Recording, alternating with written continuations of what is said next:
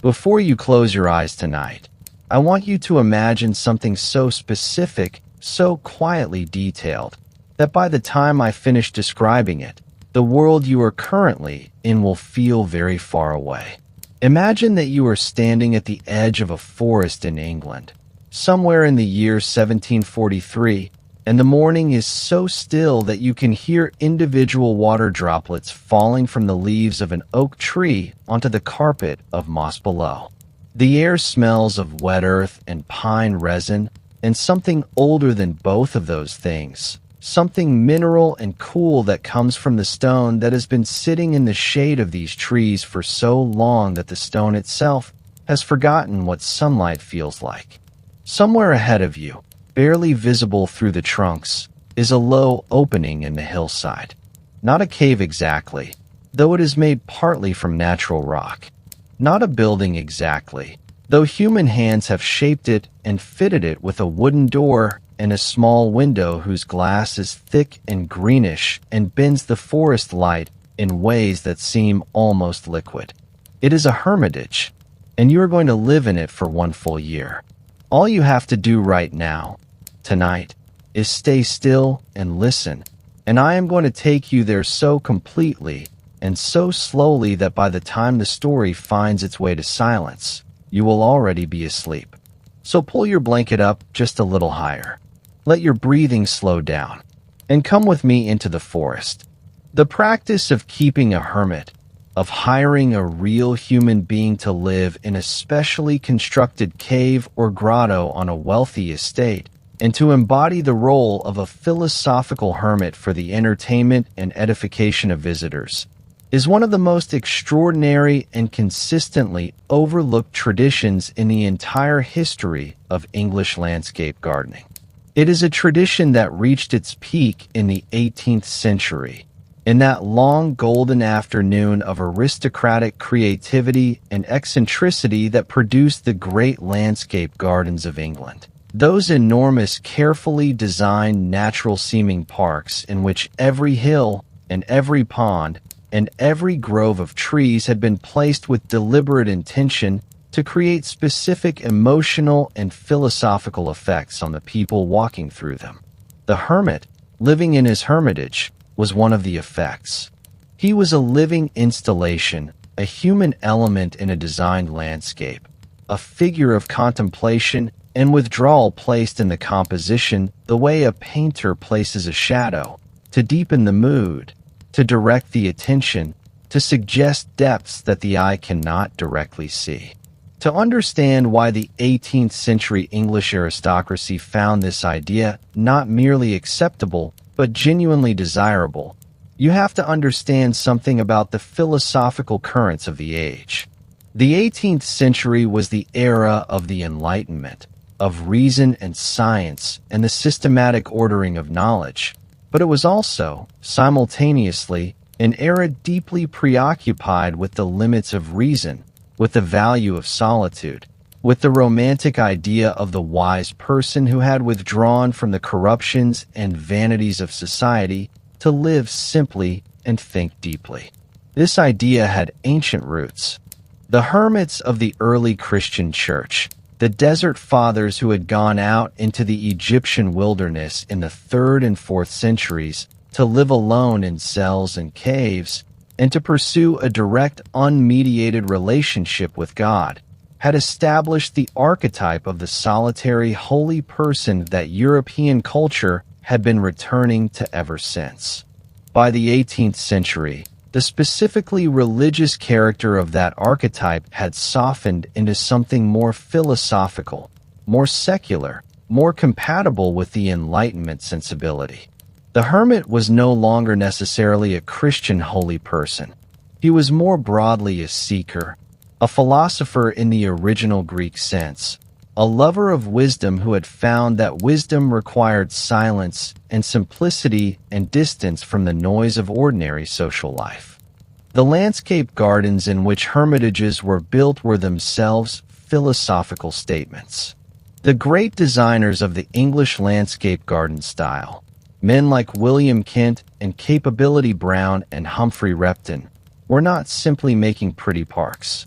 They were constructing arguments about nature and artifice, about the relationship between the cultivated and the wild, about what it means for a human being to live in a natural world that is always more vast and more various than any individual human life.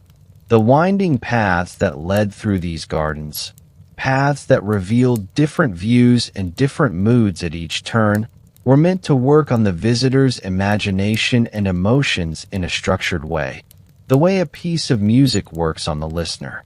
You entered the garden in one emotional state. You moved through it according to a sequence that had been carefully planned. And you emerged, at the end of the walk, having been changed in some subtle but genuine way by what you had seen and felt.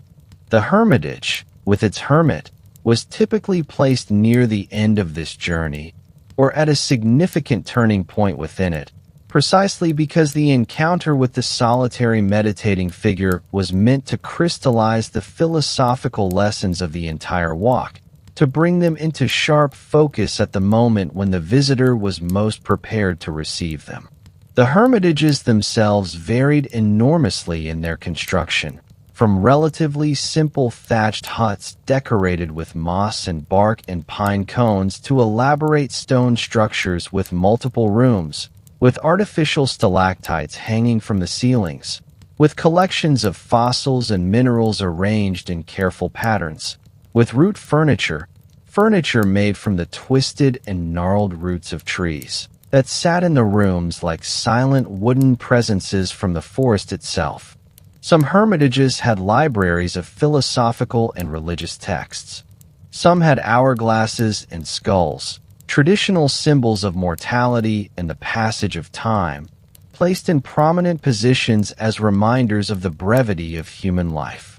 Some had water features, small springs or channels that brought the sound of moving water into the interior space, creating a constant gentle acoustic backdrop to whatever contemplation was taking place within.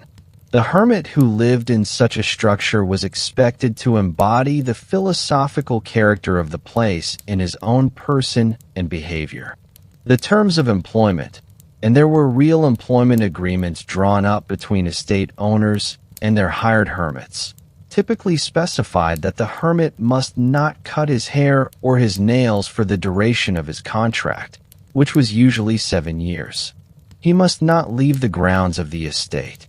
He must be available to be seen by visitors, though not necessarily to speak to them.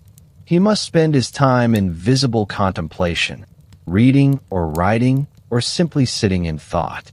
He must dress in a robe, typically described as a druidical robe, a shapeless garment of rough, undyed wool that combined the aesthetic of the ancient druid with the aesthetic of the medieval monk in a way that suited the eclectic romantic tastes of the 18th century.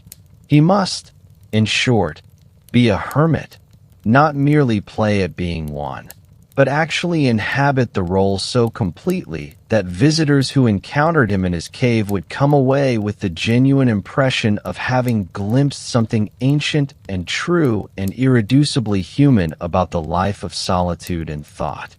This was, as you might imagine, more difficult than it sounded.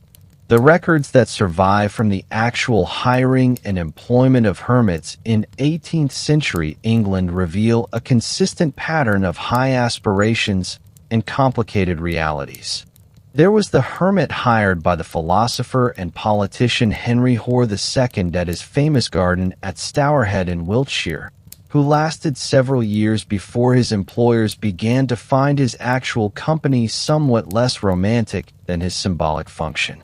There was the hermit at Paynes Hill in Surrey, a spectacular garden created by Charles Hamilton between 1738 and 1773, who was dismissed after only 3 weeks when he was discovered in the local village, drinking in a public house, in direct violation of the terms of his contract. The combination of absolute solitude, strict behavioral codes, the prohibition on cutting hair or nails, and the confinement to the estate grounds, all of this for 7 years, was a commitment that proved beyond the capacity of most of the men who undertook it, however sincere their initial intentions. But there were those who stayed. There were hermits who genuinely inhabited their hermitages for extended periods, who grew into their roles not merely as performance, but as genuine way of life, who found in the silence and the simplicity and the daily rhythms of the hermitage something that they had not found in the outside world, and that they were, to their own surprise perhaps, genuinely reluctant to give up. And it is one of these genuine long-term hermits whose experience we are going to inhabit tonight, in the detailed and unhurried way that I promised you at the beginning, moving through the hours of a day in the forest hermitage as slowly and as completely as the morning light moves through the trees. Your name, for the purposes of tonight, is Thomas. You are not a nobleman or a gentleman. You were a schoolmaster before you came here, a man who spent 15 years teaching Latin and arithmetic to the sons of tradespeople in a market town, a man of moderate education and deep reading habits, and a temperament that was always somewhat ill-fitted to the social expectations of ordinary life. You were not unhappy exactly, but you were always somewhat out of place, always slightly peripheral to the social world around you, always more comfortable with books than with the conversations of the people around you, more at ease with the long quiet hours of a winter evening's reading than with the noise and obligation of company. When you saw the advertisement in the county newspaper, placed by Sir Edward Whitmore of Whitmore Hall in Shropshire, seeking a man of philosophical temperament to serve as resident hermit in the newly constructed Hermitage on the estate's grounds for a period of 7 years at a stipend of £50 per year with all necessaries provided, something in you responded to it with a certainty that surprised you. You wrote the letter that same evening. You had an answer within a fortnight, and 3 weeks later you arrived at the gates of Whitmore Hall with a small trunk of books, a change of clothing, and the peculiar calm of a man who has, for perhaps the first time in his life, made exactly the right decision. That was 4 years ago. You are settled now in ways that would have been impossible to predict from the outside, but that feel, from the inside, like the most natural thing you have ever done. The Hermitage has become not just your dwelling but your world, and your world has become very large precisely because it has become very small. When the territory of your daily existence contracts to a cave, a garden, a path to the well, a small fire, and a shelf of books, you discover that each of these things contains more than you previously imagined. The cave is not simply a cave. It is a universe of texture and moisture and shadow and sound, a place that changes every hour of the day as the light shifts outside, a place that you know so intimately by now that you can move through it in complete darkness without touching the walls, your feet finding the uneven stone floor through a knowledge that has moved out of your head and into your body. The garden is not simply a garden. It is a record of time, a slow-motion diary written in root and leaf and stone, changing so gradually that you can only read the changes in retrospect, comparing what it looks like today to what it looked like 6 months ago, noticing the differences that would have been invisible to anyone else, but that are perfectly legible to you. This morning began as most mornings begin. You became aware of the light before you became aware of being awake. The green-filtered light of the forest finding its way through the small, thick pane of glass in the Hermitage window and settling across the stone floor in a rectangle that slowly brightened from gray to gold as the sun climbed. The sound of birds preceded the light by some minutes. First, always, the robin, who nests in the ivy on the south wall of the Hermitage and has nested there for all 4 years of your residence. An unbroken lineage of robins, since you cannot be certain the bird is always the same individual.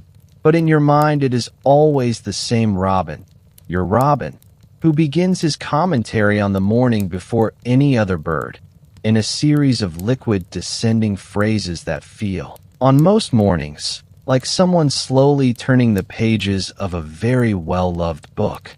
Then the wren, from somewhere in the undergrowth to the north, a small ferocious sound completely disproportionate to the bird's size.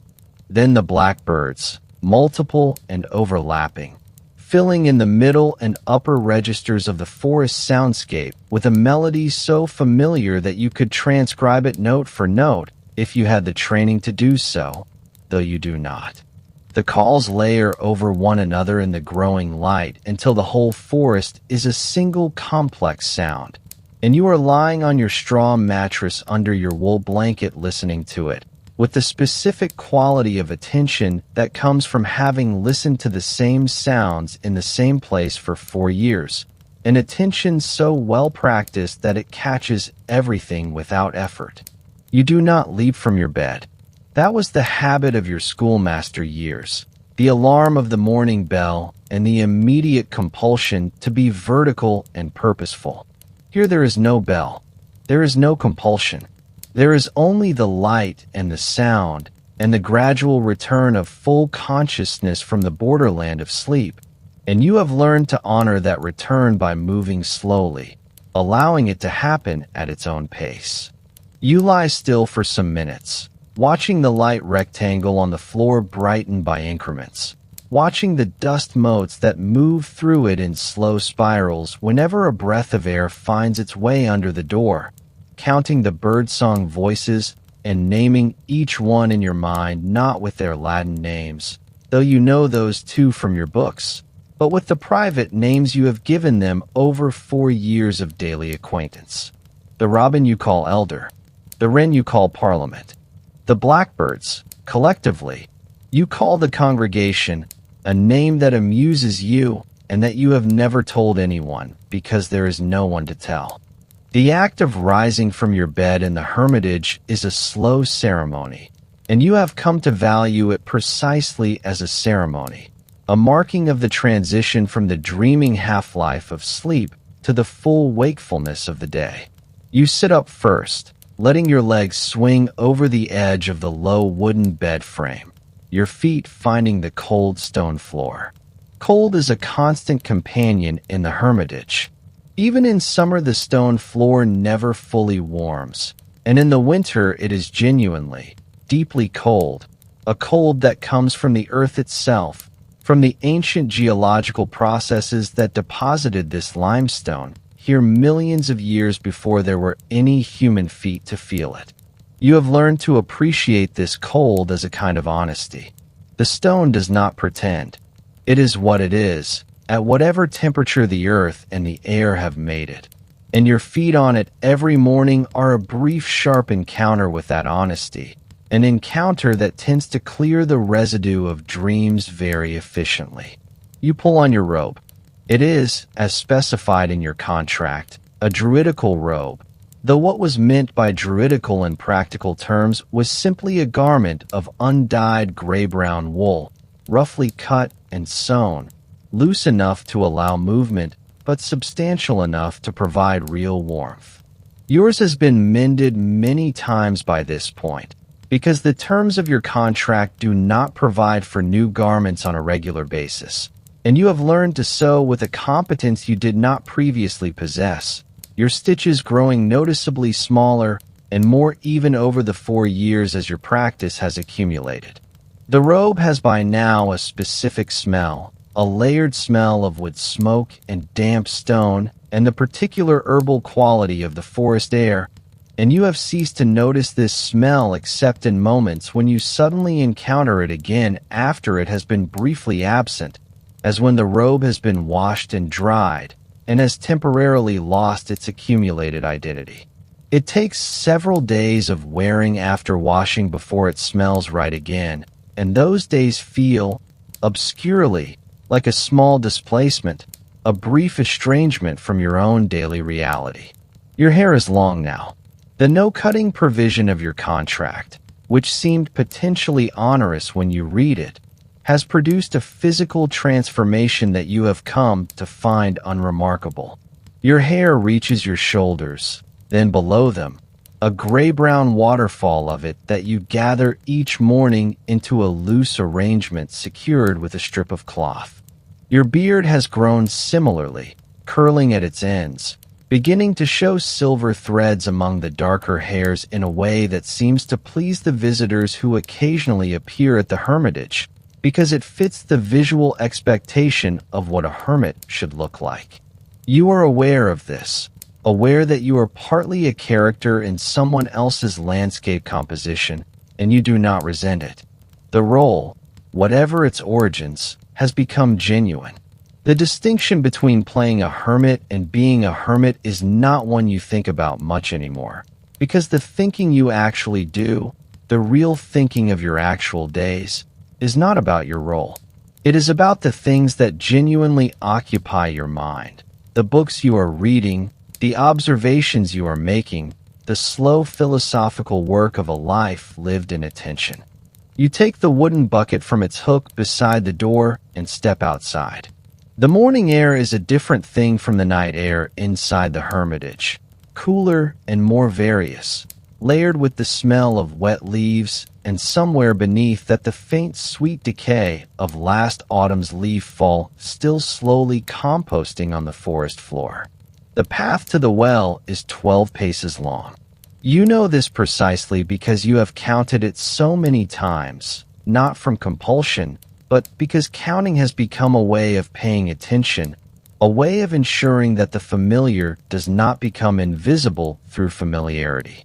12 paces on the flat packed earth of the path, then a short descent of 3 stone steps worn smooth in the middle by many decades of feet before yours, then the stone coping of the well itself, cool and slightly slick with morning dew.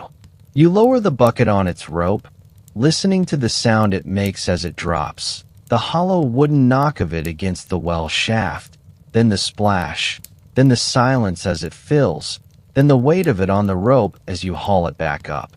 The water that comes up from the well is very cold and very clear and tastes, if you pay attention, faintly of the mineral character of the limestone through which it is filtered on its way to the underground pool from which the well draws. You have been drinking this water every day for 4 years, and you believe, without any formal medical evidence to support the belief, that it is one of the reasons you feel as well as you do. Back inside, you build the fire. The fireplace in the Hermitage is a small affair, set into the back wall of the cave space where the natural rock forms a natural chimney that Sir Edward's builders widened and improved before you arrived. The fire does not need to be large to heat the small space effectively. 3 pieces of wood from the stack outside the door, split last autumn and dried through the winter, together with the remaining coals from the previous evening's fire, kept alive through the night under a covering of ash, are enough. You coax the coals with a breath, watching the ash surface glow briefly orange, watching the first small flame appear at the edge of a coal, feeding it a twist of dry grass, and then a thin strip of wood, and then a small log, building the fire by degrees with the patience of someone who has performed this act hundreds of times and has come to understand it as a form of conversation rather than a mechanical task. The fire has moods. Some mornings it comes to life immediately, eager and cooperative, as if it had merely been waiting for the invitation.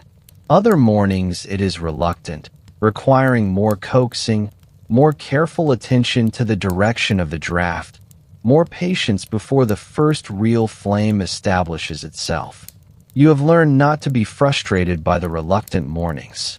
Frustration is a form of inattention, a temporary loss of contact with what is actually happening in favor of what you want to happen. And in the Hermitage, inattention is the one luxury you cannot afford.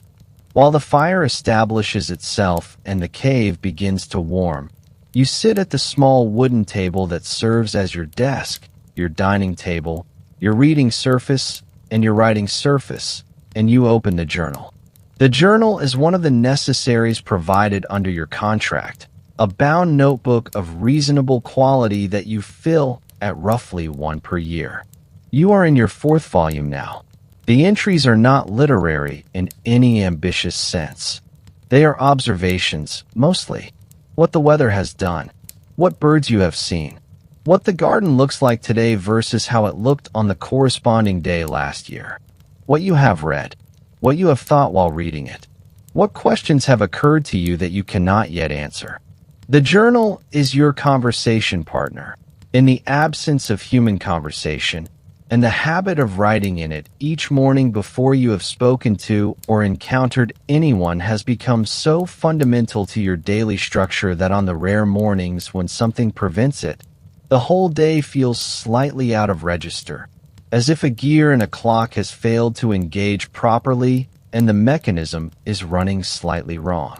Today's entry begins with the weather, because the weather in a forest hermitage is not a pleasantry. It is the primary organizing principle of your existence, the force that determines what you will be doing and how you will be experiencing everything you do. Today's weather, as you record it, is overcast and very still. The sky, visible through the canopy in irregular fragments, is the color of pewter. The forest feels hushed in the way that forests feel before rain. All the small sounds of ordinary bird and insect life diminished, the air thickening with moisture, the leaves dark and heavy on their branches. There is a smell of rain already, that peculiar electrical mineral smell that precedes rain by some minutes, and that you have come to associate, through the associations of 4 years, with a particular quality of interior contentment. Rain means the hermitage will be sealed and warm. Rain means the fire will be necessary and sufficient. Rain means the sound of water on leaves and on the stone of the cave exterior and on the moss of the garden path. A complex percussion that you find, without apology and without fully understanding why, more conducive to reading and thinking than almost any other acoustic condition. You write 3 paragraphs about the sky and the smell and the quality of the silence before the rain. Then you close the journal and pick up the book. The book you are currently reading is a volume of natural philosophy, a general account of the mineral kingdom by a Swedish naturalist, translated somewhat imperfectly into English and printed in a small edition that you found in the estate library 2 winters ago and persuaded Sir Edward's librarian to allow you to borrow for your personal use. It is not an easy book. The author's methods of classification require a kind of sustained logical attention that is more demanding in the early morning than you would like, and you sometimes find yourself reading the same paragraph several times before its meaning fully resolves. But you persist with it because it illuminates things you see every day, the fossils in the walls of your hermitage, the different kinds of stone in the well and the path and the cave ceiling, the mineral deposits that form in thin white crusts on certain damp sections of the cave wall. The book gives these things names and places them in systems of relationship with other things, and you find that the naming and the placing, even when the systems are imperfect or speculative, makes the things themselves more vivid, more present, more interesting in their particularity. The rain arrives while you are reading, first as a soft intensification of the damp smell, then as a whisper in the canopy above, then as a sound that builds gradually from a murmur to something approaching a roar as the full volume of the rainstorm reaches the forest. The cave exterior receives the rain with its own particular sound, a deeper and more resonant sound than the leaf percussion of the canopy, as the water finds the uneven stone surface and runs in small channels down the moss-covered rock face. A thread of water appears at the junction of the natural cave ceiling and the stone wall that Sir Edward's builders added to the front of the cave to create the Hermitage's facade, a thread that you know well and that appears in this same location every time it rains heavily, running down the inside of the stone wall to collect in the small channel that was cut along the base of the wall precisely to receive it. This managed leak is one of your favorite details of the Hermitage, a place where the designed structure and the natural cave have not been fully reconciled, where the water finds its own path regardless of human intentions, and where the result is not a problem but a feature, a tiny hydrological event that adds to the interior soundscape on rainy days. You read for 2 hours while the rain falls. You do not time this consciously. Time in the Hermitage is measured by light and hunger and the state of the fire, not by clocks. And 2 hours of reading feels from the inside like an indefinite period of absorption, a suspended state in which the words on the page and the sound of the rain and the warmth of the fire and the occasional pop and shift of burning would all coexist in a single continuous experience that is neither work nor rest exactly, but something partway between them, something that the word reading cannot fully capture, because what is happening is as much a state of being as an activity. When you reach a natural stopping point, a chapter end or a section of particularly dense text that requires more alertness than you can currently muster, you set the book aside and attend to the garden. The garden, or more properly the ornamental cave garden of the Hermitage, is your primary practical responsibility, the work that justifies your presence here in the eyes of Sir Edward and his occasional guests in a way that simply thinking and reading cannot, however much those activities are in theory the point of the whole enterprise. The garden is not large. It occupies the area immediately in front of the Hermitage entrance and extends along the south face of the cave rock, perhaps 30 feet in either direction, and down the slope toward the small stream that runs at the foot of the hill about 20 yards from the Hermitage door. Within this compact space, you have, over 4 years, created something that you are genuinely proud of, not in a vain or competitive way, but in the quiet, deep satisfaction of someone who has made a good thing with their own hands in close collaboration with the nature of a specific place. The garden is not a formal garden. It makes no attempt at the geometric formality of the parterre or the topiary, no attempt at symmetry or the organized control of nature that characterized the great formal gardens of the previous century. It is a garden in the spirit of the landscape garden tradition, a garden that appears natural while being carefully managed, that seems to have arranged itself by accident while actually reflecting hundreds of small deliberate decisions. The mosses are the foundation of it. There are 17 distinct species of moss in the Hermitage garden, each one growing in the conditions that suit it best. The sun-tolerant species on the exposed stone faces at the south end, the deep shade species in the crevices of the cave rock, where light barely penetrates, the moisture-loving species along the channel of water that runs from a small spring halfway up the cave face down to the stream below. You know these mosses by sight and touch the way you know the letters of the alphabet, without effort and without the possibility of confusion. Each one has a slightly different texture, a different depth of pile, a different green, ranging from the almost black green of the deepest shade species to the brilliant, almost translucent green of the spring moss when it is wet and the light falls across it at a low angle. Among and between the mosses grow ferns, various species chosen over the years partly by your deliberate planting and partly by the wind-borne spores that settled and germinated of their own accord.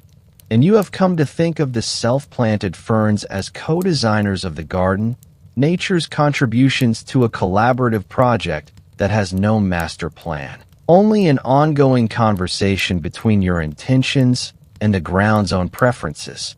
The largest fern, a great male fern that established itself at the mouth of the cave and has grown to a considerable size over 4 years, would not have been placed there by any rational garden plan. It partially blocks the entrance view. It drops its old fronds across the path in autumn with an untidiness that would offend a formal gardener. But it has given the cave entrance a quality of enclosure and mystery that no planned planting could have achieved, a quality that visitors frequently comment on. The sense as you approach of pushing through a living curtain into a private world. You would not remove it for anything. The garden maintenance on a rainy morning is light work, confined to what can be done in a steady downpour without becoming dangerously cold. You pull on the heavy oiled wool coat that hangs by the door alongside your regular robe, a practical concession to wet weather that is not mentioned in your contract, but that Sir Edward has never questioned, and you move through the garden slowly, squatting to examine the moss surfaces for signs of damage from the night's weather, feeling the stone faces for the quality of moisture that tells you whether the cryptogamic plants are thriving or stressed, picking up fallen twigs and placing them in the pile at the garden's edge that you use for kindling rather than carrying them away. The rain is warm enough this morning that it is not unpleasant to be in it. It falls straight down in the still air, through the canopy above, through the space of the forest and the garden, onto your coat and your face and the back of your hands.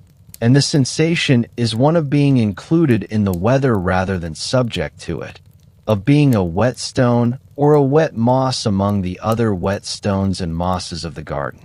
There is a section of the cave face on the north side of the Hermitage where the stone is particularly interesting. It is a section where a vein of a different rock type cuts across the primary limestone at an angle, a darker gray material threaded through the cream-colored stone in a diagonal line that, depending on the light, can look almost like brushwork on a painting. Embedded in this section, over perhaps 6 feet of vertical face, are a number of fossil shells, visible as circular or spiral impressions in the stone, the ghosts of creatures that lived in a shallow sea when this rock was still soft sediment, hundreds of millions of years before the forest existed or the cave or the hermitage or any human being who might ever live in it. You have spent many hours over 4 years looking at these fossils. You have traced their outlines with your finger, feeling the slight depth of the impression, the subtle difference in surface texture between the fossil itself and the surrounding stone.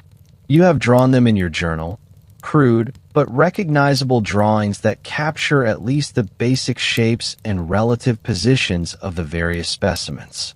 You have read what your borrowed natural philosophy book says about such fossils, which is interesting and suggestive though not fully satisfying. And you have formed your own private theory about what they represent, a theory that is very close to what the better natural philosophers of your era are beginning to cautiously suggest, that the Earth is very old, much older than any human history, and that these shells in the stone are evidence of that oldness, testimony from a time so remote that the imagination cannot travel to it directly, but can only approach it obliquely, through the fingertip touching the curve of an ancient shell in cold stone.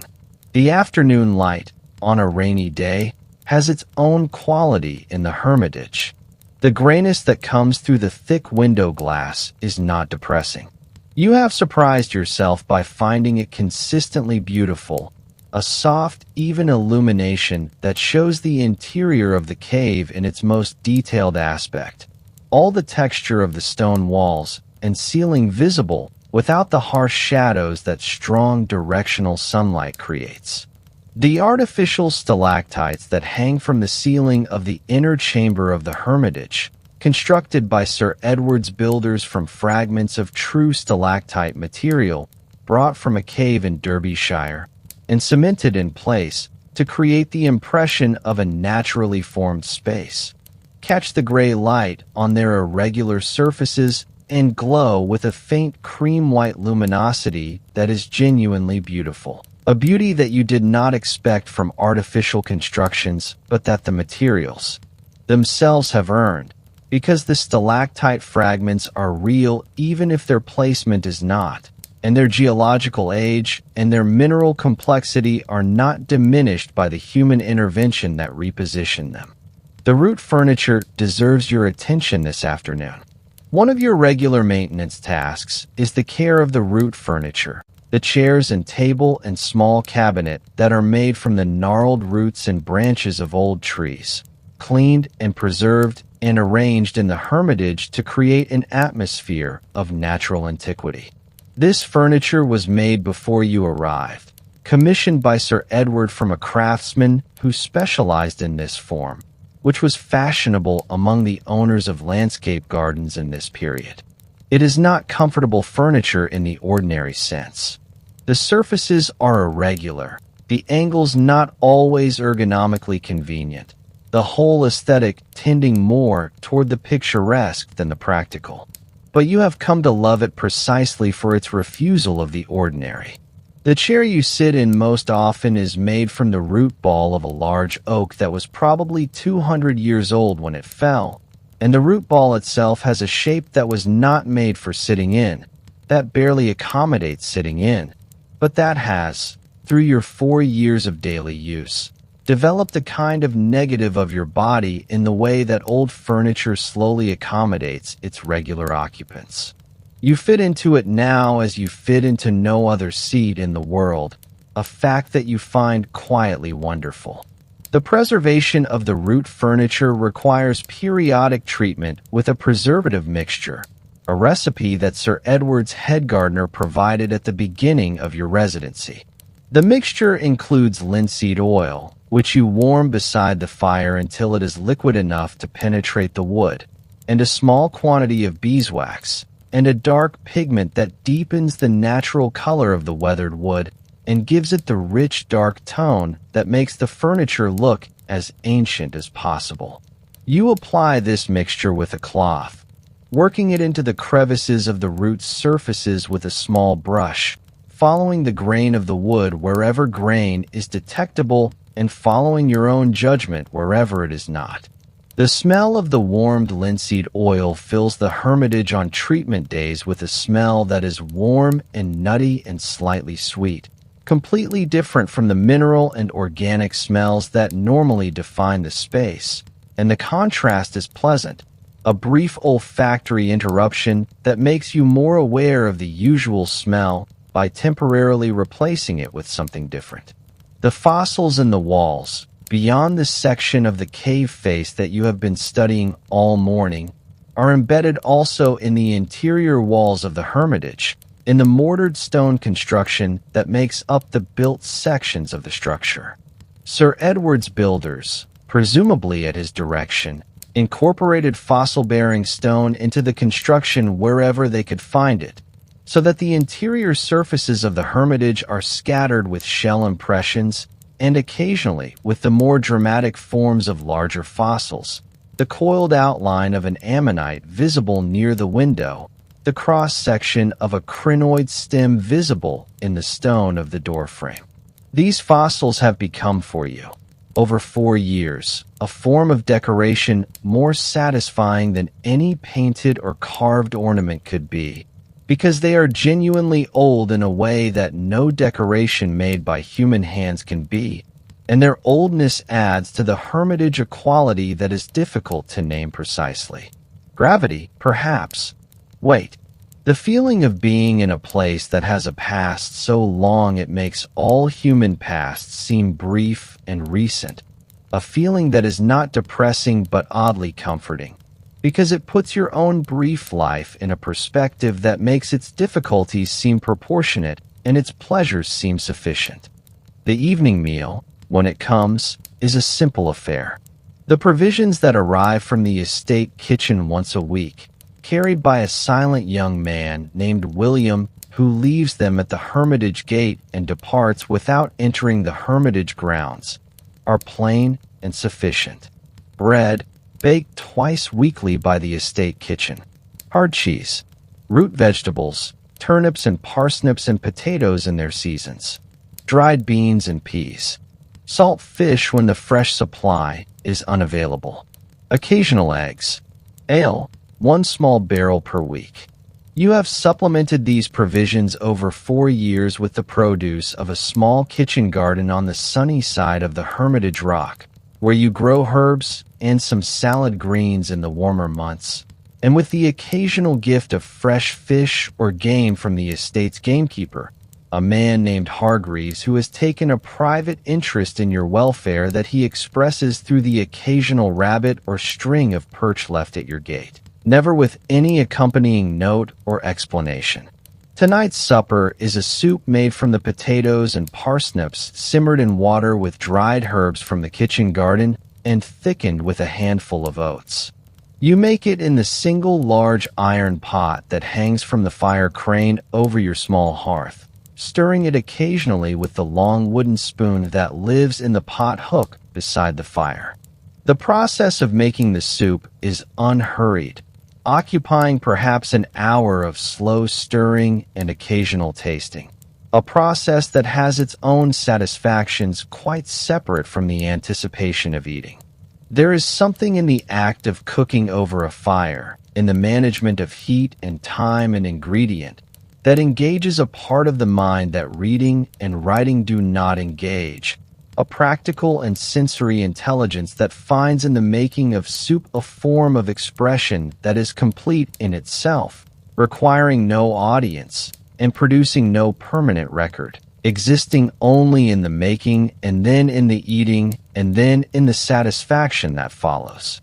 You eat at your table, alone as always, by the light of a single candle. The window is dark now. The rain has stopped, but the forest sounds of the evening, the owl that hunts through the wood to the north, the occasional brief song of a thrush working out a territorial question in the upper canopy. These come through the thick glass as a barely audible murmur, a sound you are aware of more as a presence than a sound, the way you are aware of breathing when you are very quiet.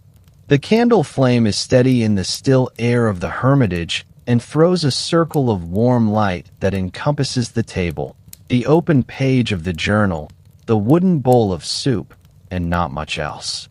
Beyond that circle, the Hermitage is in deep shadow, the root furniture sitting in darkness, the stalactites invisible above, the fossils in the walls waiting patiently in the dark as they have waited for 200 million years for the light that will fall on them again tomorrow morning.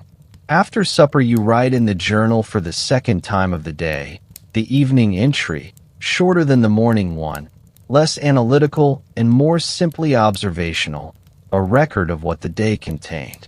The rain and its sound, the quality of the fossil face in wet stone, the linseed oil treatment of the root chair, the soup and its specific satisfaction, the evening light through the window. You are not trying to make literature.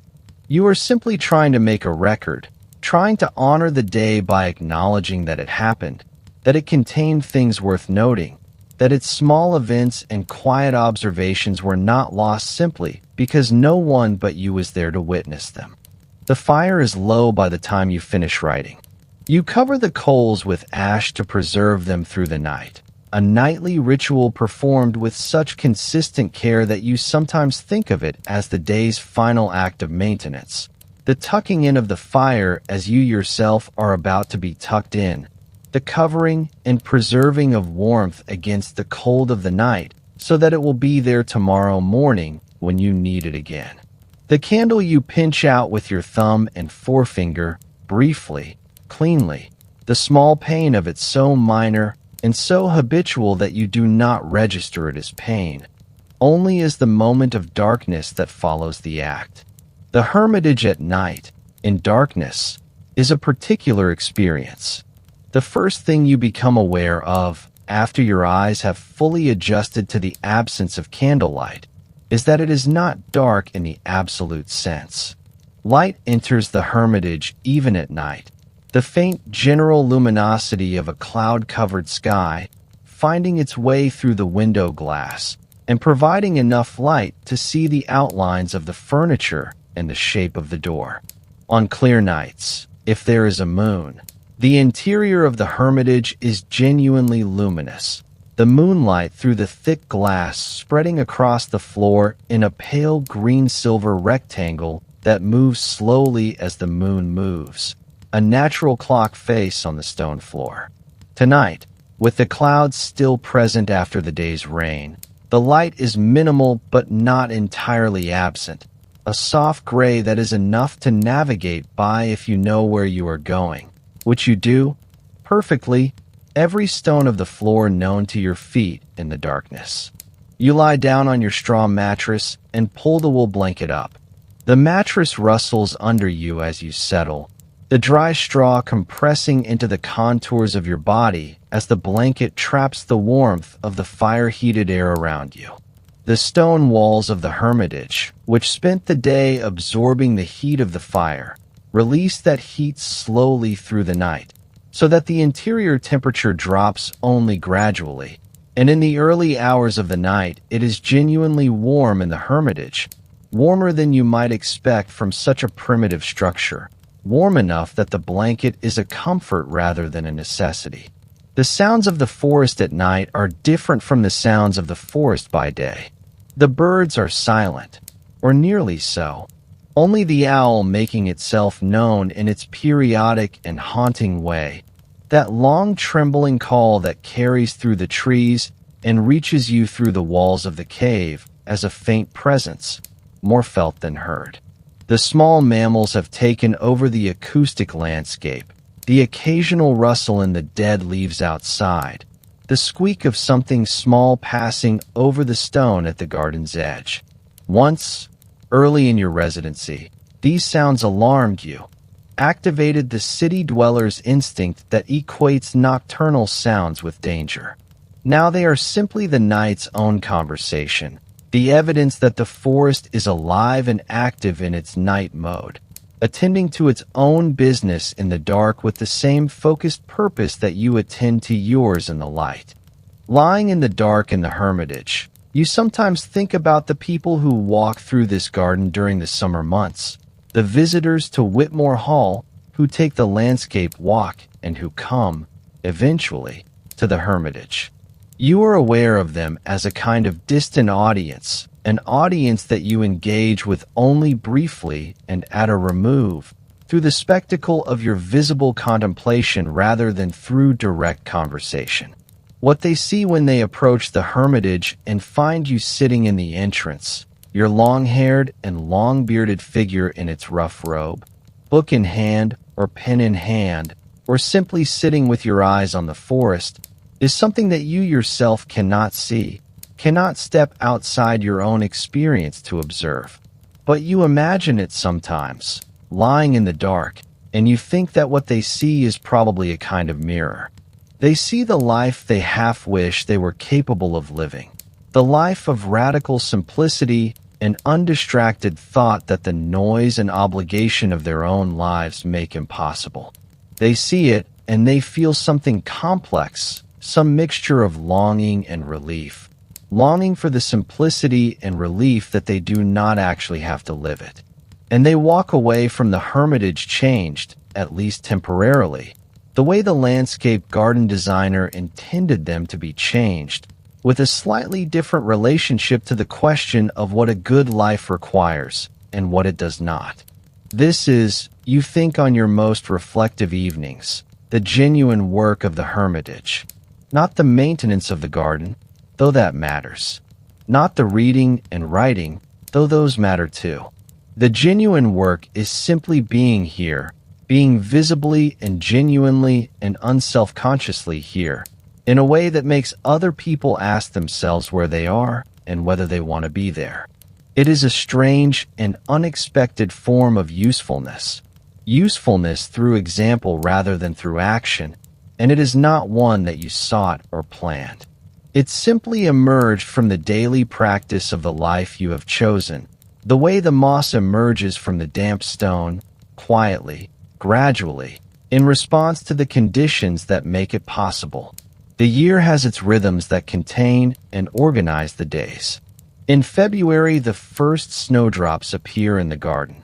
pushing through the cold soil of the flat area below the cave entrance where you have encouraged them to naturalize over 4 years.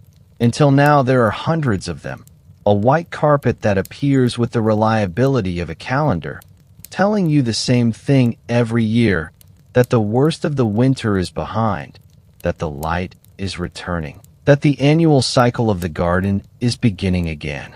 In March, the moss, which goes quiet and dry-looking in the hardest part of winter, begins to green again with the increasing moisture of the spring rains, and the garden shifts overnight from its winter palette of gray and brown to a vivid emerald that seems almost aggressive in its color, too saturated to be real, like a painting by someone who has not been told about restraint.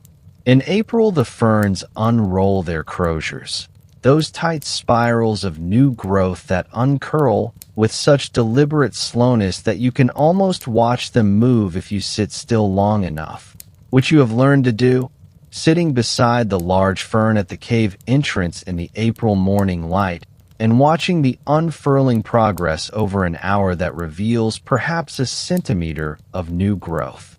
In May, everything is fully green and the forest canopy closes above you, and the Hermitage is suddenly enclosed in its summer world, the light filtered and multiplied by 10,000 leaves, the air warm enough to sit outside in the evenings, the birdsong reaching its fullest complexity and volume. Summer is the social season, if a hermit can be said to have a social season. It is the time when Sir Edward's guests are most likely to make the landscape walk that brings them past the Hermitage, and on summer afternoons you are most consistently visible, sitting in your stone seat at the cave entrance, presenting the composition of the philosophical hermit at rest that the garden's design calls for. You have come to see these afternoons of visible contemplation as a form of meditation in their own right. The requirement to appear contemplative while actually being contemplative has a paradoxical effect of deepening the contemplation, the way that being asked to describe a feeling sometimes makes you understand the feeling more precisely than you did before the asking. You sit in your chair in the summer afternoons, genuinely reading or genuinely thinking, and the occasional group of visitors who appear at the garden's edge and observe you from the path are simply part of the afternoon's experience, no more disruptive to your actual thinking than the robin on the wall or the bee in the lavender at the garden's edge. Autumn is your favorite season in the Hermitage, if you were forced to choose, which you do not need to be, because the seasons are not competing with each other for your preference, only succeeding each other in the order they have always followed. But there is something about the autumn of the forest Hermitage that you find particularly satisfying, a quality of completion and richness that suits the philosophical character of the place more completely than any other season. The colors of the deciduous trees visible from the Hermitage garden, the oaks and beeches and occasional wild cherry, turning from their summer greens through the whole spectrum of warm color, are extraordinary in the specific light of October afternoons, a low golden light that seems to come through the leaves rather than from behind them, illuminating the color from within. The smell of autumn, the damp leaf and earth smell of decay and transformation, intensifies around the Hermitage where the leaves collect against the cave rock and slowly become soil. And you find this smell one of the most deeply satisfying things you know, a smell that connects you to the seasonal rhythm of the earth in a way that no winter or spring or summer smell quite manages. In the long evenings of autumn, you tend to do your most sustained reading. The days have shortened enough to reduce the garden work, but not so much that the fire is yet the constant necessity it becomes in winter. You sit in your root chair in the firelight with the book open on your knee and the journal on the table beside you, reading and occasionally writing and occasionally simply sitting, the book closed, watching the fire, thinking whatever the evening brings you to think.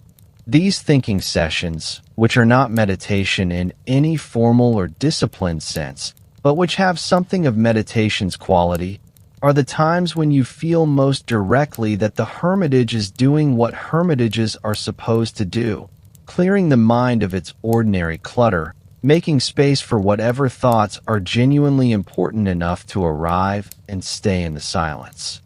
Winter brings the Hermitage to its most essential form. The garden is reduced to its stone bones, the moss is subdued and dark under frost, the ferns cut back to their crowns, the path sometimes icy, the cave entrance framed by bare branches against a white sky. The interior of the Hermitage becomes very important in winter, becomes the entire world in a way that it is not in the more expansive seasons. The fire is the center of this world, and its management becomes the day's primary task. The sourcing and splitting of wood from the estates would supply, the carrying of it to the stack by the door, the daily assessment of what the cold is demanding and what the fire can supply. You have become, over 4 winters, a genuine expert in fire, able to predict from the sound and behavior of a fire what it needs, and to provide exactly that, neither too much nor too little, maintaining through the cold months a steady warmth that is enough, always exactly enough. The precision of its enoughness, one of the small daily satisfactions of a life lived in careful attention to what is actually necessary. The books you have read in 4 years in the Hermitage form a private library in your mind, a library that exists nowhere else, because you have returned most of the volumes to Sir Edward's library after reading them, and carry only a small selection of the most important texts in the Hermitage itself. This mental library is differently organized than any physical library, organized not by author or subject or date, but by the memories of reading, by where you were in the Hermitage when you read each book, what season it was, what the fire was doing, what sounds were coming from the garden. You can locate any book in this mental library by returning in memory to the circumstances of its reading, and the book, when you find it this way, comes accompanied by its full context, the smell of the damp morning when you began the first chapter, the quality of the afternoon light when you reached the passage that changed something in how you understood the question being addressed, the sound of the rain on the cave exterior the night you read the final pages. The Hermitage has taught you things that no book could teach, things that can only be learned by the sustained practice of living in a very particular way. It has taught you that silence is not the absence of sound, but a quality of attention. It has taught you that simplicity is not poverty, but precision, the identification of what is actually necessary, and the provision of exactly that and nothing more. It has taught you that solitude is not loneliness, but a different kind of company. The company of your own thoughts and the company of the non-human world, the birds and the mosses and the fossils and the water and the fire, all of which are company in the most fundamental sense, the sense of being present with you in the same place at the same time, sharing the same light and the same air and the same moment in the ancient ongoing story of this hillside. You have 4 years left on your 7-year contract. You think about this sometimes, about what you will do when the contract ends. You could renew it, if Sir Edward were willing, and you believe he would be willing, because you have been a satisfactory hermit by any reasonable standard. You have stayed. You have maintained the garden. You have been visible to visitors. You have written, as the contract required, philosophical reflections that Sir Edward occasionally reads and that he has described to you, in the brief formal meetings that occur once each season, as highly interesting. Or you could leave. You could go back to the world that you came from, to market towns and schools and conversations, and the noise of other people living their lives at close range. The thought of this is not frightening exactly, but it is strange. The world you left 4 years ago has not stood still while you were away. It has continued on its own terms, changed in ways you cannot fully predict, and the self you would take back into it would be different from the self who left. changed by 4 years of silence and attention in ways that you are only beginning to understand. There is no urgency in this question tonight. You have 4 years still, and 4 years in the Hermitage is a very long time, measured in the currency of daily attention, in the accumulation of mornings and rainy afternoons and firelit evenings that constitute the real substance of a life. For now, there is the blanket, and the warmth of the cave wall releasing the day's heat, and the faint presence of the forest outside, the owl making its night rounds through the darkened trees, the moss on the garden stones wet and patient in the dark, the fossils in the walls holding their ancient shells in the stone as they have held them for longer than any human mind can truly grasp, and the fire's preserved coals under their covering of ash, waiting for morning with a patience that you have learned to recognize as the fundamental nature of everything that matters. The rain has begun again. You can hear it, very softly, finding its way through the canopy and onto the stone of the cave exterior. A thread of it begins, somewhere in the darkness of the inner cave, to run down the familiar path of the wall to the channel at the base. The sound is very small. The sound is exactly right. Your breathing slows. The blanket is warm. The stone walls hold the small space of the hermitage around you the way cupped hands hold water, gently and completely. And outside the rain falls on the moss, and on the ancient fossils in the stone, and on the great fern at the cave entrance whose fronds accept the rain with the same uncomplicated patience with which they accept the sun. And the owl is somewhere in the dark trees calling its long call to no one in particular and to everyone at once. And the forest goes on being the forest in the rain in the dark with the same old faithful continuity that it has always maintained, will always maintain, long after the hermitage is reclaimed by the hill, long after Thomas and his blanket and his book and his journal are themselves returned to the earth from which they came, long after everything except the stone and the fossils and the patient green moss. Sleep now. The garden is tended. The fire is covered. The rain knows what to do. Everything is exactly as it should be in the forest hermitage on this quiet night in the year 1743, and it will be exactly as it should be tomorrow morning when the robin begins and the light rectangle appears on the stone floor and the day begins again with the same quiet ceremony it always begins with, the same and new, forever and for now.